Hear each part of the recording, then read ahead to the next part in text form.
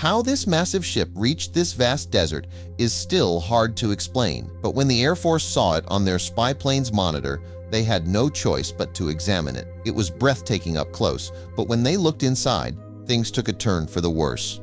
But before we start our story, smash the like button, make sure to subscribe and hit the notifications bell so you won't miss any new stories. The sun hung low over the desert base where Sergeant Colin and his military peers resided. They were staring at the monitors in front of them, which were directly connected to the camera of highly sophisticated spy plane. Colin was the one operating the small but nimble aircraft. A high spike of nighttime break-ins and unexplained flashing lights in the sky during the darkest hours after dusk had sparked interest of the military. So Colin and his team were ordered to investigate these strange occurrences. But even though the reports kept coming in, there was nothing to see on the plane's aerial feed. Colin had been remote piloting the aircraft for over 3 hours and only spotted mile after mile of empty desert wasteland. The desert storms close to the grounds were fierce, so he couldn't lower the plane by much, but he didn't need to make his conclusion. Colin leaned back in his chair, stretching his arms. "Nothing but sand and more sand," he muttered, when something caught his eye on the screen. "What is that?" he whispered, leaning forward. The rest of the team snapped to attention, eyes locking onto the grainy footage.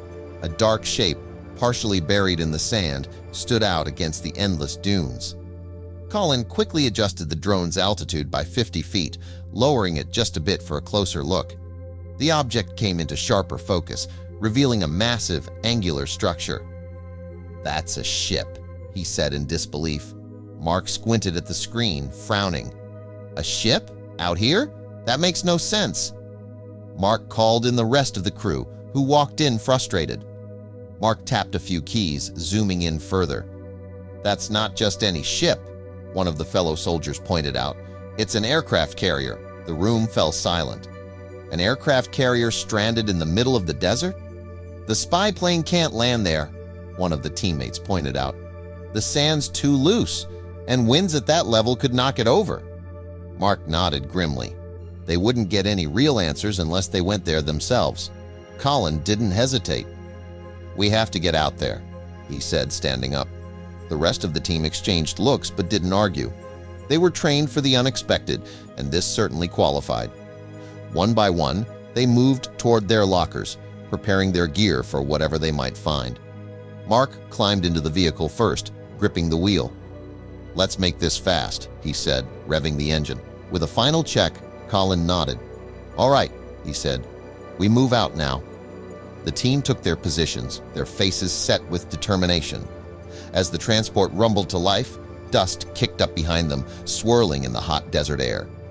Colin kept his eyes on the GPS, guiding Mark through the rough terrain. The vehicle rocked with each bump.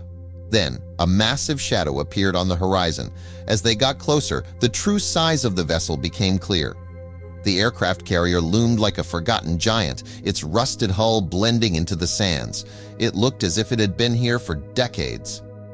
Colin stepped out, the hot wind whipping his face. "This thing has been here a long time," he said. It was as though the ship had simply dropped from the sky.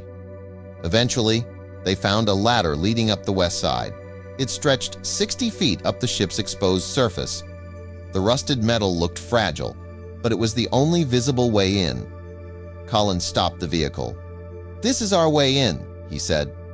The others exchanged glances, then gathered their gear. At the top, he pulled himself onto the flight deck and helped the others up.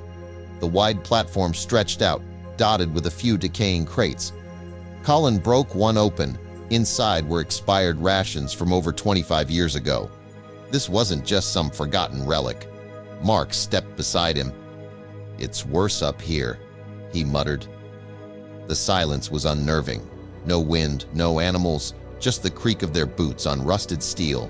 About 50 feet ahead, a large opening yawned in the hull. Colin motioned for the team to follow. As they approached, a sound ripped through the silence, a deep, unnatural noise that echoed from within the ship. The team froze. Mark's fingers tapped nervously on his vest. "Did anyone else hear that?" he whispered. The team exchanged uneasy glances. They were trained soldiers, but that sound had shaken them. Turning back wasn't an option. If something was inside, they had to find out. Hesitantly, the team advanced. The opening loomed before them, rusted and jagged. The growl had faded, replaced by silence. Only their footsteps echoed, the metal floor groaning under their weight. As they ventured deeper, the walls closed in and the air thickened. The sound came again, louder this time, followed by a sharp metallic clang. The echo bounced down the hallway like a warning. One soldier muttered a prayer. Colin saw the fear in their eyes, despite their attempts to hide it. "Keep it together," he whispered, but every step brought them closer to danger. Then Mark froze. "I saw something," he whispered. Colin turned. Movement. It crossed that hallway. Colin hadn't seen it, but Mark's voice was tight with fear. Before Colin could react, a shadow flickered. Another darted across the wall. The team held their breath as more shadows danced in the distance. "I believe we're being watched," Mark said, frozen in place. Colin nodded. He'd seen it too now. The shadows weren't random. They were moving, circling. The ship went quiet again. Then, chaos. Dark figures lunged from the shadows. One struck Colin's head. Pain burst through his skull as he hit the ground. Blinking against the dim light, he struggled to understand. Where was he? What had happened? His senses sharpened.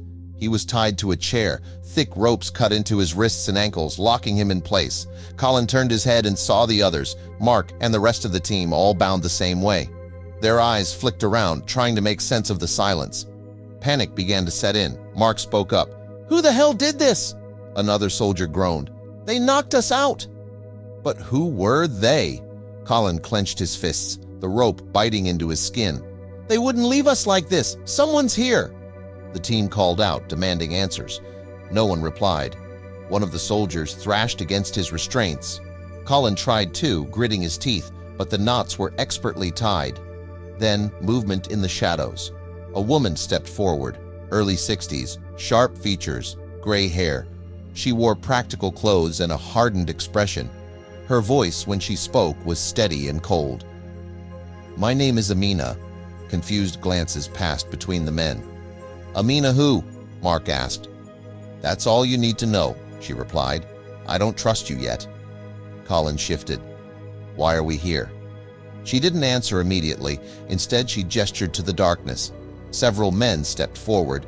They weren't soldiers, but their demeanor was controlled. "Untie their legs," Amina instructed. "Leave their hands." They obeyed. Colin stood stiffly, his hands still bound. The rest of the team rose beside him. "Follow me," Amina said. Her men herded them through a long, rust-streaked corridor. Colin's mind churned. Who was she, and what was this place? The corridor opened into a large room. Monitors lined the walls, showing live feeds of nearby villages. Wires snaked across the floor. People, exhausted, grim, and silent, sat at terminals. Few looked up. A deep growl filled the space, momentarily startling the team. It came from a generator in the corner. Colin exhaled in relief. But that relief faded as he focused on the screens. The villages looked abandoned, streets empty, vegetation dead.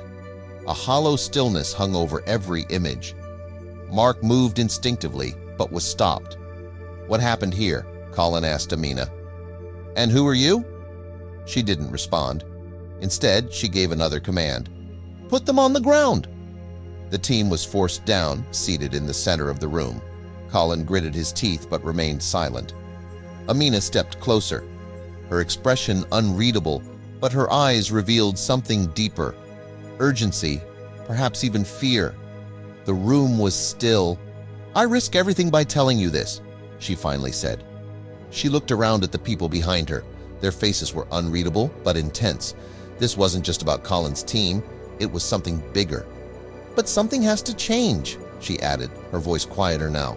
Colin held her gaze, uncertain where this was headed. "My intuition says I can trust you," Amina said, taking a step closer. "So don't disappoint me, sir." Colin nodded, understanding the weight of her words. He gave his word. He wouldn't do anything to harm her or her people. Amina took a deep breath, her expression darkening. "We are on the edge of the Sahara, a place where people have lived in peace for generations," she began. "Tribes may have had differences, but we coexisted. Then conflict started." She turned to the monitors. Colin frowned. Then who did it? Amina's eyes locked onto his. Your people, she said. Colin's stomach twisted, but she continued. The reports, the distress calls, they weren't real. We sent them. Mark tensed. You tricked us? Amina nodded. Yes, we needed someone to listen. This ship isn't just our base. It caused everything, and you need to fix it. She explained that over 30 years ago, a tribal conflict broke out. The local government asked for U.S. support, but instead of diplomacy, a military ship arrived. Back then, water covered this land. The ship carried soldiers and vehicles, but it was attacked and broke down. As years passed and water dried up, sandstorms buried the vessel. We were hidden, Amina said, but a storm revealed us again. Colin tried to grasp her words. What are you saying? She pointed to the screens. These used to be thriving towns. Now they're lifeless, and it's because of this ship. After the vessel broke down, it leaked oil and chemicals, poisoning the soil. Crops failed. People left. You came to help, Amina said, but your presence did more harm than good. Colin's thoughts raced. He had believed in those old missions, thought they had helped. That can't be true, he said. Amina's gaze was unwavering. Look around. Do they look like liars? Mark glanced at the exhausted civilians hunched over monitors. The truth was undeniable. These people had suffered for a generation because of them.